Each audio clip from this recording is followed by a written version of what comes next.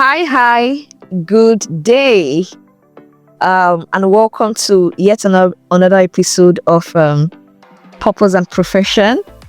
It's so good to be back, and I'm still your girl Joan, or you can call me Same OG. And today we are diving into a very, very interesting conversation. Like I'm here with my uncles, Uncle Promise and Uncle Toby. Small boys like us, they're calling us They uncles. whine, they How play. How did you become uncle? For crying out loud, just now, eh? Alex said that. He said, "Are you uncle or uncle T? Uncle Teats? What am I saying? What? No, look, but yeah, it's love is in the air, right? And those of people say wear face masks, but I don't think we should wear face masks. Yeah. Love is in the air. Breathe it in. And I think we should talk about love and purpose. Yeah. Love and purpose. In my head, I'm even thinking, okay, how do they intertwine? How can we be in love mood and you people still carry purpose inside?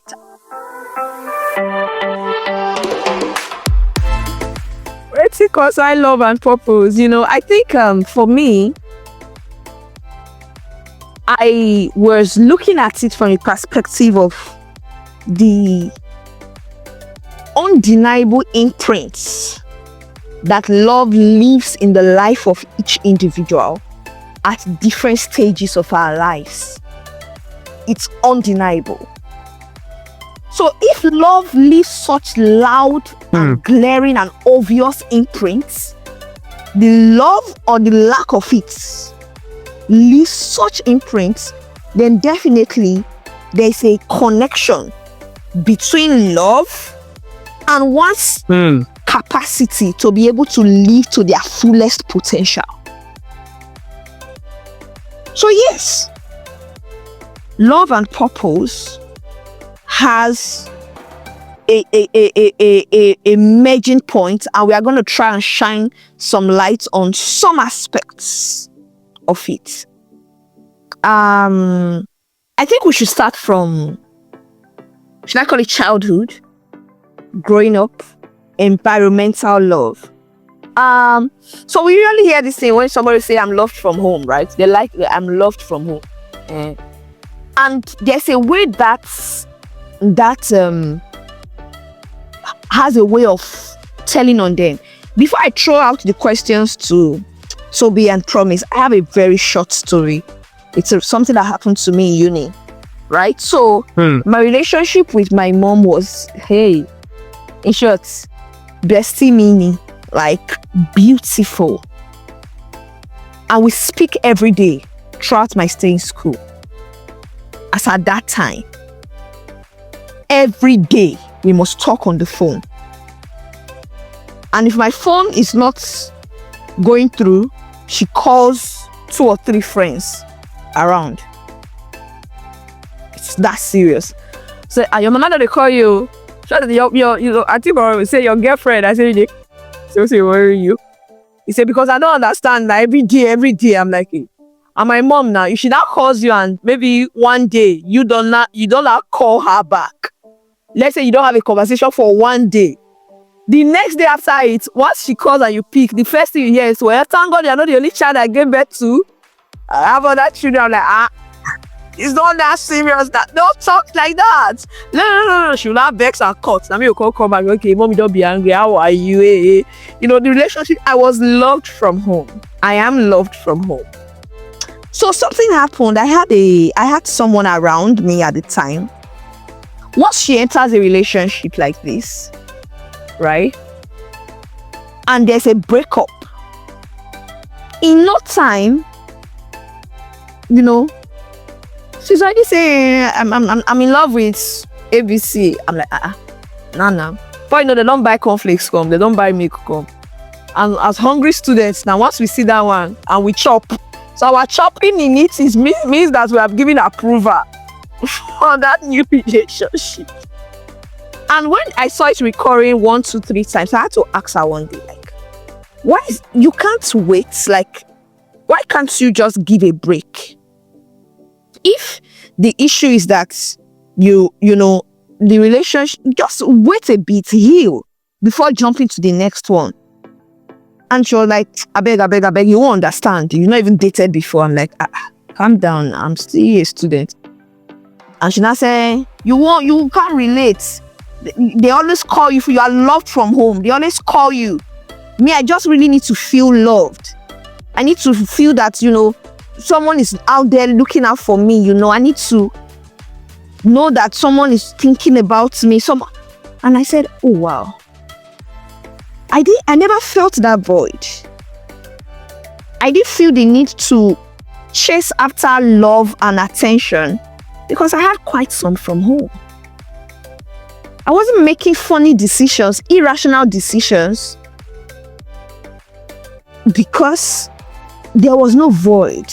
So that thing was an eye-opener for me. So the first question I want to ask now is there a way to connect, you know, this whole upbringing, family, love, and the role it can play in having clarity, especially for teenage, young youths?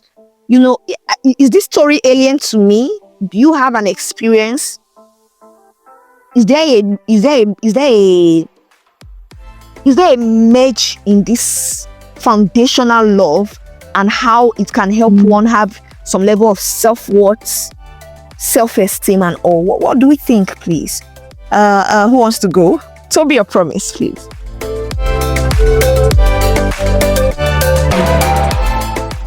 All right. Let me allow Toby go first. Thank you, Tommy. I guess it will be short. I might not have an extensive story like John had. So one of the things I would like to say is that parental love is very important in the life of a child. Very, very important.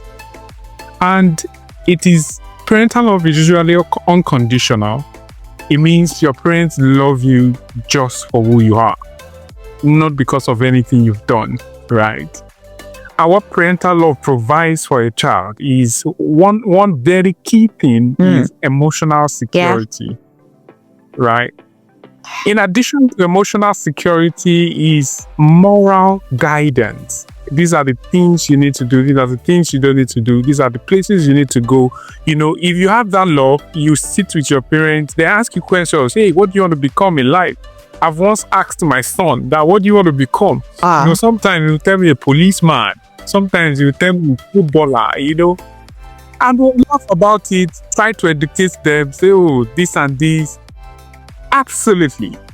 Love shown to children at home goes a long way in nurturing, in care, in guidance, in helping them discover who they are. I also have a daughter who can chat you for 1 hour non-stop. Wow. She's very good at talking. And at different times I've told her, I think you'll be good as a lawyer. We call her Esquire. You can ask you thought-provoking questions, you know. And at different point in time, I've also realized that when you are talking, maybe you mistakenly call her he. She'll tell you, no, I'm a she. You know, is always protecting that feminine stuff. I'm not trying to say she's a feminist stuff, or at least not in the context of Nigeria. But what I'm trying to say is she's vocal, she's, you know, intuitive, she knows how to talk, she knows how to defend herself. So she has all of the skills you potentially say someone in the legal profession should have. As a parent, my responsibility is to look at her and say, I think you will be good here. Going back to your question, once you enjoy love from home, there's every possibility that you will do better in life than someone who is exposed to environmental and community hazards. Someone who don't have people to guide them, some people who don't have people to talk to, or they have parents but they are not really interested in their well-being. So absolutely, You cannot completely remove the place of love in fulfillment of purpose. You can't. However, where there is a displaced love within the family, let me not go that deep, because you might also still want to love ask where you were questions going around to. that, please. Please make that point. Make that point. Are you sure? Let me now. I think You want me to make the point, or I should just pass? Promise, the do you want to baton make a point in that regard? No, I agree. I think you should actually make the point, because while you were talking, I was also trying to reason that, okay, what about people who don't have that opportunity, right, to get that love from family? Awesome. Where do they stand?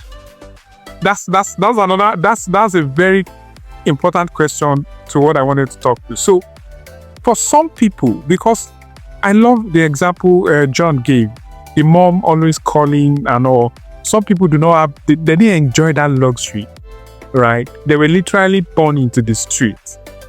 One of the things I would love to, I usually tell people, right? I wasn't born in the streets, but at a very early age, I think I went to school and I had the reason to leave my parents' house. They moved far away from where I was. No one was checking me in school, in the university. It was myself and my brother. They were far in the north. I was in the southwest.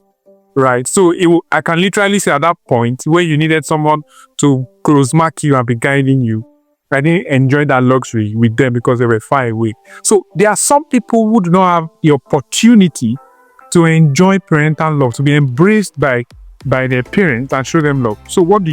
The first thing for any human, the first thing you want to do in life, no matter how difficult your life is, the first question you want to ask yourself is, who am I? It's a thought-provoking question, which a lot of people do not ask. You can meet yourself in any situation in life. But the first question the first thing you need to know is realizing who you are, identifying yourself. And I'm saying this because a lot of people don't know who they are. And if you don't know who you are, you become anything life throws at you. Even if that makes sense. In any situation you find yourself, you will be submerged if you cannot identify your personality. To say I am different. I am here for an assignment. I know my life might not be together, but I can't live anyhow. All of this realization, I know they won't just jump at you, to be honest, right? Because I can also say this because I'm not in some people's shoes. But I've also seen some people who were born in the streets, but realizing who they are. We have a lot of stories.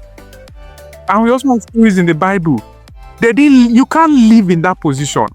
You need to know who you are. And that's the first thing I will say. You first need to know who you are, and that will help you to navigate whatever issues you are facing or whatever things you are passing through.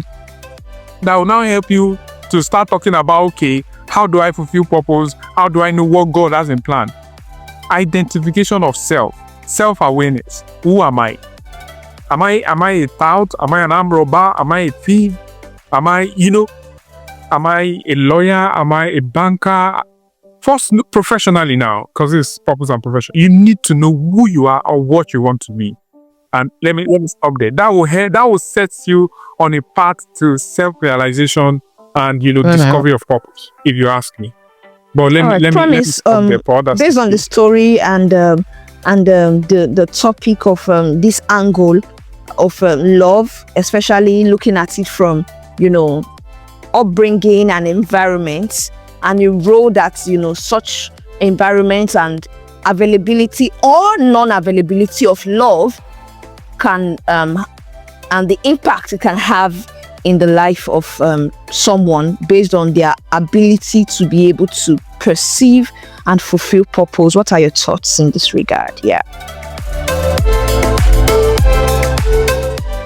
Okay, so personally, I think that Toby has hit the nail on the head, right? I don't have so much to say, right? He has basically outlined perfectly what family, the role of family in them showing love to people and helping them fulfill purpose. Because in my opinion, I think that very close to the feeling of purpose in people's lives is also the feeling of love. just as much as many people want to fulfill purpose in life, many people also want to feel loved. Those two things are very strong desires that almost every human being, craves for, right? Once people find their purpose, most likely they have experienced love at some point. I think that we even need to discuss it, because the thought is coming to my head: which one comes first? Do people find love before they fulfill purpose, or do they, Voila. will you first, will you first find your purpose? I mean, can you find purpose without love, or is love a determinant factor for you to find purpose? Right? Because I'm trying to think of examples of great people on the earth, right? Did they all have love when they were growing up? Personally, I know that love is a very great motivator, especially in the family system. When somebody has that love and support while they are growing up, they believe that they can do anything. You naturally believe that there's no limit to what you can achieve in life, right? Because you've been built around a support system from when you were young, right? And you are bolder, you're more confident to try out new things, you're more confident to explore, and try out a lot of things just to discover your purpose in life, right? But I mean, I have met, and I have had, and even for my life personally, I can guarantee that love is as important as finding purpose. Like the love from family, love from parents, and that's why I always believe that the family is God's primary system, right, of grooming people. Because as much as we know that God is our Father and He loves us, right, the family system is an extension of that love. I think it's the first level of extension. Absolutely. Right, the first practical example of God's love towards us. Because one thing about family, whether you mess up or they are there. Some family members will always tell you, if you run away from us, when you die tomorrow, they will still bring you to us. We are the ones that will still bury you. It's not all those your friends that you're hanging out with. I don't know if you have family members that tell you that thing. You don't want to be around us, but all the money you are making, when something happens to you, it is us. It's like family, They will say, who are you, his parents? Who are his family members? Let's carry it. That's to show you how strong the family system is, and show you how important it is in the life of a person, and helping them fulfill purpose. Because to be honest, you can't fulfill purpose without courage, without confidence. And those things are built on love. Absolutely. Those things are built on love.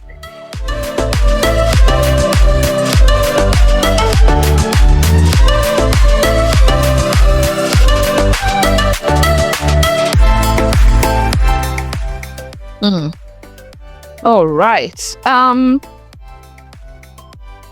Wow, that was deep. That was real. And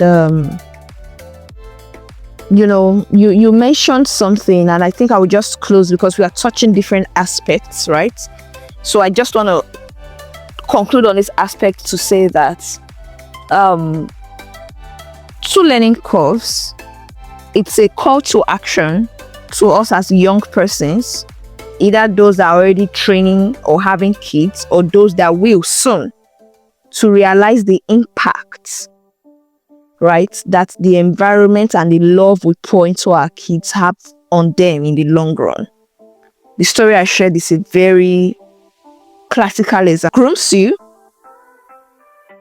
or breaks you along the way. And a point was made that I need to shed light on. You may be listening to us now and say, well, I didn't have that privilege, right? I didn't have that opportunity. Maybe life happened and you found out that you were in an environment that was maybe not even family. You were barely loved and all, And Promise made a statement. He said, well, if we want to study, great persons, how many of them did we realize that all of them were loved from when they were kids? But the willingness, the wit, right? The drive with which they pushed through it's also a determinant factor. So I don't want a situation where somebody lives here sulking, saying, no wonder my life just spoil like this. And now because I not get love when so you now the person will not rest on that excuse. No. Like like Toby said, first of all, there must be a self-realization. In case that was your reality, who am I? What can I do? We've seen situations where it was even the excess love and pampering that they got from home that even spoiled them. And now the kids are not, they can't function well independently of family. We've seen that kind of situation, but it is important that the learning curve is the foundational love, family love, and love from the people that, God brings your way to. I must say that because it's part of the blessings I have also enjoyed.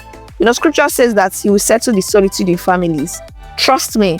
And though that statement is always spoken to from a marital point of view, I have seen God give people the gift of families.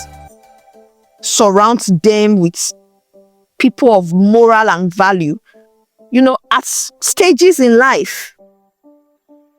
So if it was that you didn't get it right or you didn't have the luxury of it, it's something you can still desire of God. I'm just living my life, everything just be as it gets. Father, bless me with the gift of families, right? People.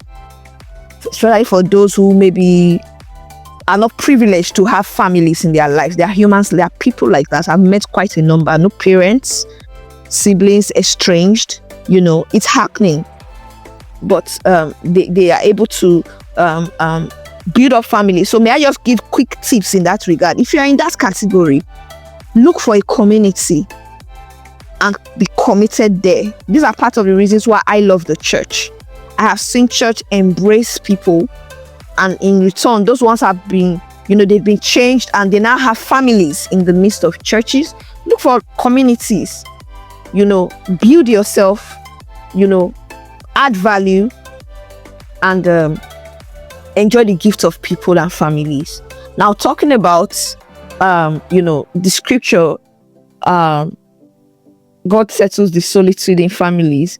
I think another critical aspect of the love and purpose discourse for today will be the power with which marital decisions can make or mar one's purpose. I don't consider myself a feminist. I don't. But I believe I have seen this play out one too many times. I think I don't know if it's a traditional thing or if it's a religious thing or if it's a social thing, but the conversation is changing heavily these days, thankfully. Really, thankfully. However, there has really been a norm where, this, the woman being the helpmate has now been misconstrued to the woman being the helper. AKA, Nashi go come help me fulfill my life. We have seen that in, someone told me recently, he said, I didn't marry who I love, I married who I needed. I said, okay. Wow. What does that mean? He said, yeah, because sometimes what you love is not what you need. It's making sense in my head, like, oh, okay. But at the same time, what drove that need? Love what you need? Exactly. What drove that need? You can say that maybe. You can see a lot of, there's a discussion we come on, we are online. Where a man will say, no, the kind of babe where I want now, woman will go home, manage the home front. There's nothing wrong with that, don't get us wrong. Manage the home front, born children and blah, blah, blah, blah, blah. Recently, I was engaging someone, who has had kids. And their last child is set to enter university. And they are going to be empty nesters, and she feels totally unfulfilled. Why? Because when she got married, she was a high career flyer. Decisions were made. I don't know what fed them, but she had to stop working, started taking care of the children, doing home runs, everything. Now those children are now university graduates, and she doesn't know what to do with her life.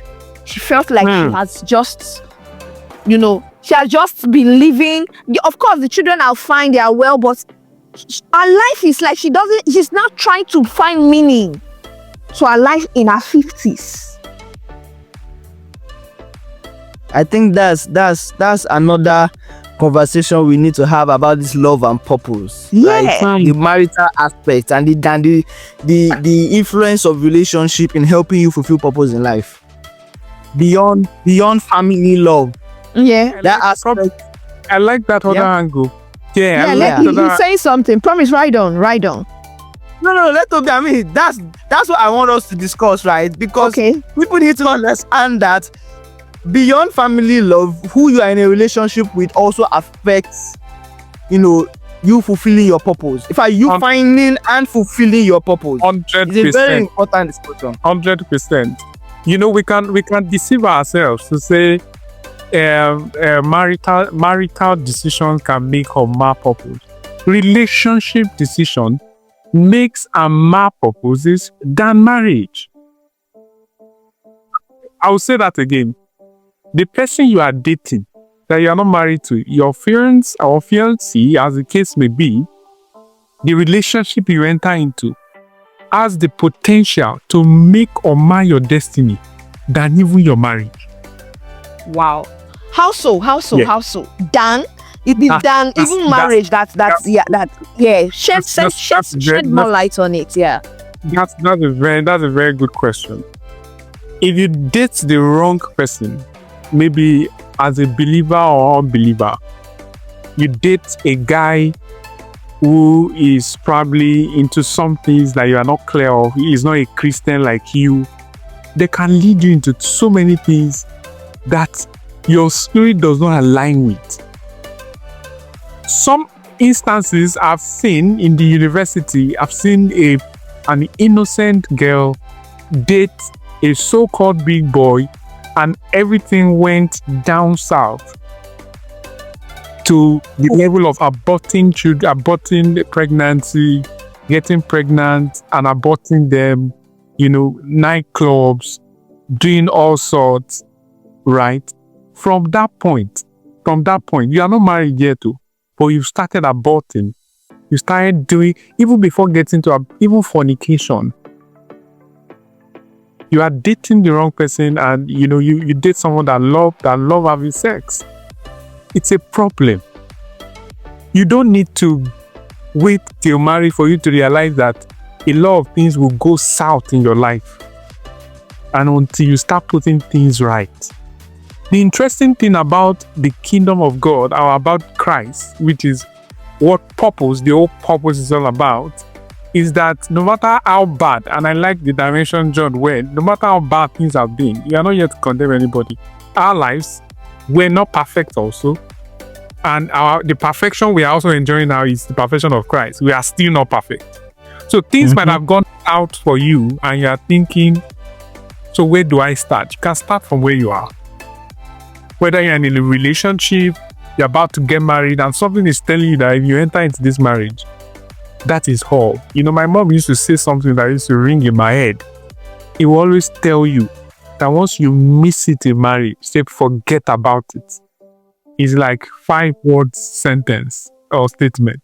So once you miss it in marriage, and guess what? It starts from relationship.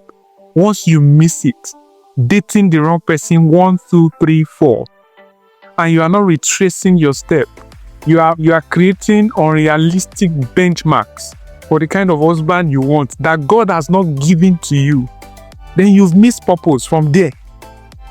You don't even need to enter marriage, because marriage is a long thing. Yeah. Speak. I just remembered the story. I'm sorry. I just remembered when I was dating someone years ago, and I asked her. I really like this girl. I'll be honest with you. I asked her. I told her that I was going to be a pastor in life. I was going to be a pastor. Man of God. She said, no way. Wow. And she wasn't going to date. She wasn't going to date anybody who was going to be a full-time pastor. I said, why? I said immediately, like, you can't tell me to remain in that relationship. It's not possible. I'm not a full-time pastor today. I didn't end up becoming a full-time pastor. I still do work in my church, but I think that to an extent, the kind of work I still do, the kind of impact I still have, in a way, somebody who is opposed or against to full-time ministry will still have some restraints to the level of commitment I still have to my church. It is still spill over to it, right? For you to be so adamant about, oh, you should not be a full-time pastor, I don't want it. That person may end up, it will just become a thing of the person who asks you, the person who would contribute to your not going to church every Sunday. The person may end up having a problem with going to church every Sunday, which will spill over to your own life. You want to pray every day, the person will have a problem with it, right? Those things are signals to things that would lead to bigger issues in marriage. And people don't like signals. I don't know why. People don't like to read the flags, and that's what they call it, the red flags in relationships. And that's why, in a way, I kind of agree with you when you're saying that people should really look at their relationships and not just wait till marriage to start looking out for things. Your relationships can even affect your marriage at the end of the day. Absolutely. Because some people do this relationship thing anyhow, and then they get heartbroken, and then it affects their ability to trust people. They fall into marriage, and then they are still having trust issues. A lot of issues that people have in marriage stem from the relationship that they had before. So yeah, love, this whole conversation about love, it's very, very intertwined with purpose. Love at various levels, your family level, your relationship, your marriage. I thank God for the kind of relationship that I have. I can tell you that if I say this proudly, I don't think anybody will be able to tolerate my work ethics in the way my wife does. I don't think so. And because from the beginning, she already understands what I was trying to achieve in life, the kind of person I am, the kind of people that God have sent me to. And so sometimes she's even there to help, right? If it's looking like it's too much, she's ready to assist and do it, and I'm ready to assist. But I always tell her, whenever she's doing her own thing, that the minute it looks like this her thing is becoming bigger than my own, I will drop my own one side and focus on her own. Especially if millions of money is not getting it. If I'm seeing money coming out because I like money, I can drop my own. Of course. And and it's also the same for her. Sometimes she's willing to drop hers to face mine, and we are both helping each other achieve our goals and to fulfill our purpose. Marriage, love is very important in purpose fulfillment. Wow. Can't underrate it. Wow. Omo. Hey. I laughed because the first thing I wanted to say something, but I didn't know if to say it. But the lack of not saying it is making me laugh. So let me say it anyway. Dear viewers, as you can listen and hear, Toby has said it, my children, my wife. Promise came and said my wife. And your beloved Joan is the single Pringle in the midst of, so in my head, I can't, at this junction, I will not be able to. You are still fulfilling purpose, Joan. In the grand style. So it's so in a grand style, and that's where I want to take the conversation to, and be very sincere. The truth is this: you getting to know who you are on time, it will save you a lot. I don't know how more or less to say that. I just want to start from that point. And I just want to encourage our viewers, or our listeners rather, that please walk closer with God to unveil the blueprint of your life and start walking there. Now, Promise made a statement that it was not jokingly, it was a desire, or maybe the clarity that God was giving him at that point in his life to say, Omo, sometime I will become a pastor. And because that person gave that answer, he knew that this one is not fit for where I'm going to. Why? Because he knew where he was going to and knew what could fit and not fit. So if we are saying now that marriage and relationships can define, they can make or mar you, a thorough knowledge of who you are will help you sieve accordingly. Naturally, because of the perception a lot of persons have about me, because I most of the time I refuse to agree that they are accurate. I've had some statements from time to time. A very good friend in the past that told me, you be celebrity now. I'm not married celebrity. And I never even celebrity any. How many celebrity I be as I be like this? John, you be celebrity. You are a celebrity. Amen. You are a celebrity. They play amen. But when that statement fell, I call it fail. I'm like, my God. I didn't see it as me. I saw it as a loop. Because the truth is this: when you say you can't be with a celebrity, I ask myself, do you know that they are full-time housewife celebrities? Right? People that are in the house, there are different categories now. You have even mother, all these young micro influencers, that are driving motherhood brand. You have people that from the comfort of their kitchen, they are making products and services and doing influencer work that is hitting the world. So when that statement was made, all I saw was someone who didn't have capacity to be able to manage greatness regardless. Babe. Right? Because you can as well marry a housewife and she becomes a celebrity overnight. Because she's making good use of her time and social media. That's if you allow her. Exactly. So that kind of human being cannot. That's my point. So immediately that statement was made, I just accepted it and said thank you. Because definitely by God's grace, I want situations where women can do what they need to do in marriage and be celebrated in it. And if a man is saying that I can't be with a celebrity, thank you for stating the obvious. And joyfully, maybe go to Calabar and marry one Ekaite in peace and put her inside house. Yes. Sorry, I sounded that way, right? Statements have happened, and all I can say is this: it is a standard that whoever you are dating and married to can carry your wings and help you soar higher, or can clip those wings. And it's not just a female thing, a man too. We've seen situations where the lack of peace that a woman has brought into a man's life has made him totally, he cannot think straight anymore. He becomes unproductive and his life goes down the drain. Say that again. So, if we are talking love and purpose, and love is in the air, and those they are saying we have face masks, you say no, you want to breathe with wisdom.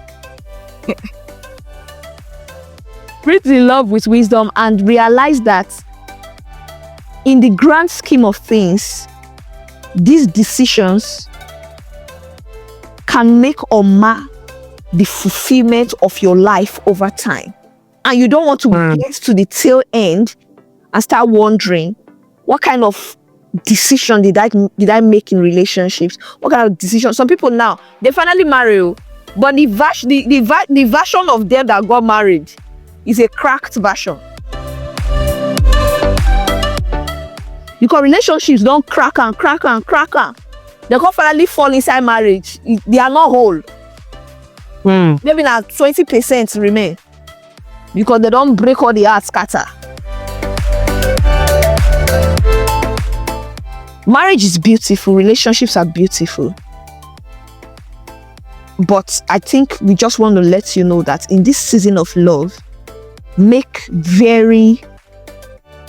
purpose conscious decisions in your relationships, in your marital decisions, and let's love that builds be what you are open to receiving and what you are open to giving as well. Unlearn and relearn, right? Don't feel like you know it all. I'm a bloody learner. Habits. I was looking at, I saw something on Twitter which I started laughing. Person say every 6 or to 8 months, she looks at her former version and imagine how foolish that version was. And I laughed. So what that meant is that person is unlearning, relearning, and studying progress in their lives. So I think I just leave Toby and promise to give a closing remark, in this regard. Apart from these 2 aspects we've touched on, is there any other aspects, on love and purpose, how they can be intertwined? It's Valentine week. What words do you want to say to, people out there? And which other things should people know, especially when it comes to, love and, the impact it has on their life, and any other take in this regard? We appreciate that. Yeah. I'll go quickly and make it short and concise. All right. So the greatest love anyone can embrace is the love Christ shown to us. The love of God that has been shown to humanity through Christ. So, for instance, you are not loved at home. You are in an abusive relationship that you are not really loved. You are just there for the benefit of it. The only thing you can do for yourself to salvage the situation is to embrace the love of Christ. Right? And I believe once you embrace that love, that agape love that God has shown to humanity, then the question about finding your purpose, discovering who you are, knowing what to do part-time will be answered easily. Because now you are in the hands and arms of your Creator. Okay, the question you might want to ask is, okay, so before I wasn't in the hands of my Creator. I'm not sure you are. You are in the world. You are just on road. You are just living. But now when you are in Christ, you will live with intention. Because you have the Holy Spirit to guide your decisions. You know what type of relationship you should go into or not. So I think that's the surest love any man or anybody can embrace. No matter where you lack the love, whether in your family, your community, your marriage, your relationship, you can't not now deny yourself again the love of God through Christ. Yes. Thank you. I think that's just what I would like to say. Thank you. That was plenty. Wow. Promise, please. Yeah, I think for me, I'd go in the same, line with what Toby was saying. If you did not grow up being loved, there is a love that is always available to you at every point in time. And you need to embrace that love to help you live a fulfilling and purposeful life, because truly you can't fulfill purpose without love. Aside from the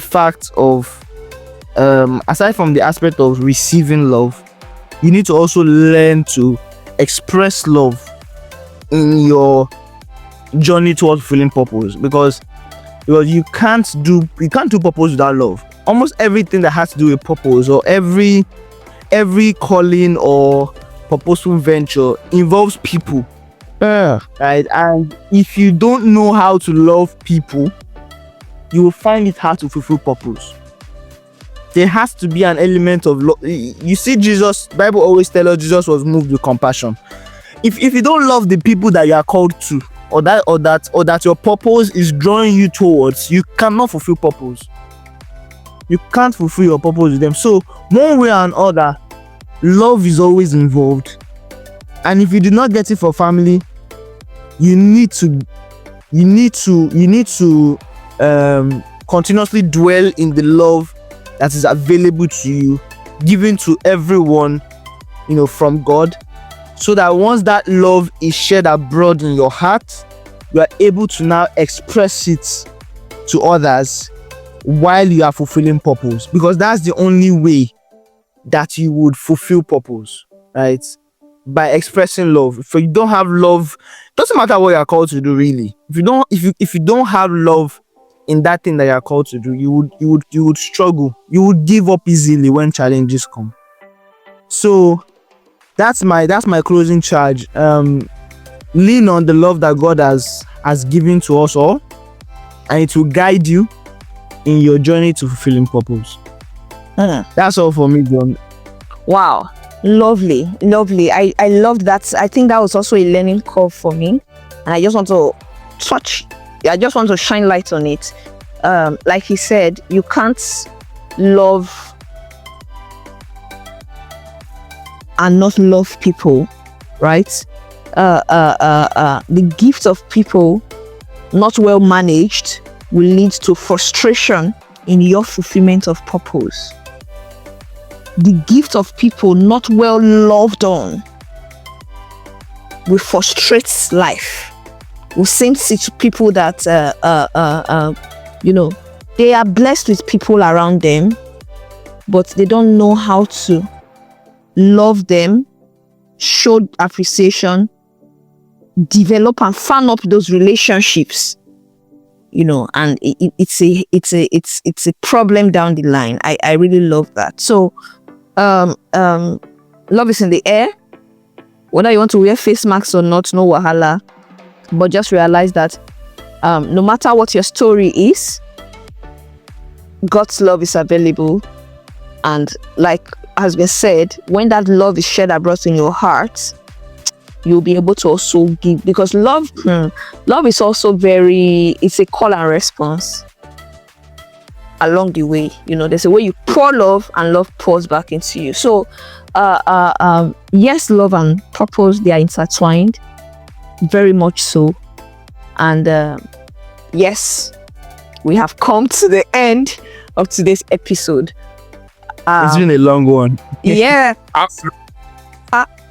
Now love matter. That's not why. So we'll see you next time.